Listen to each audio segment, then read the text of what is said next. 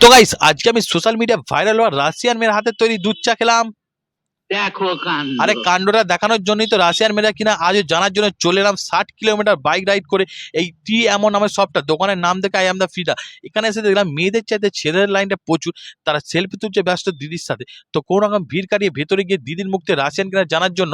তো দিদি বললো আমি বাঙালি, আমার বাড়ি কলকাতায়। তো তার নাম হচ্ছে পাপিয়া ঘোষাল। তিনি এই ছোট ঘুমটি মতো করে চা বিক্রি করছে। তা টি এমন নাম দিয়ে তিনি রাশিয়ান নামে ভাইরাল হয়েছে।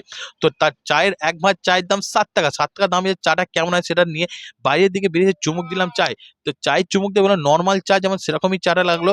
তো এরা আহামরি কোনো পার্থক্য নেই, যেমন নর্মাল হয় তেমন। তো ঠিক আছে মনে হয় চলে যাবে। তো এবার ঠিকানাটা বলা যাক, অঙ্কুরাটি চেকপোস্টের কাছে দ্য ইয়ামা শোরুমের অপোজিটে এই টি এমন নামে এই দোকান, রাশিয়ান ভাইরাল হওয়া এই দোকানটা। তো দিদির একটা স্বপ্ন আছে নিজের কিছু পরিচয় তৈরি করার জন্য এই রাশিয়ান চা নামে এই চা দোকানটা করেছে। আর তোমরা চাইলে চাটা ট্রাই করে দেখতে পারো, ভালো লাগে সাবস্ক্রাইবটা করতে বলো না।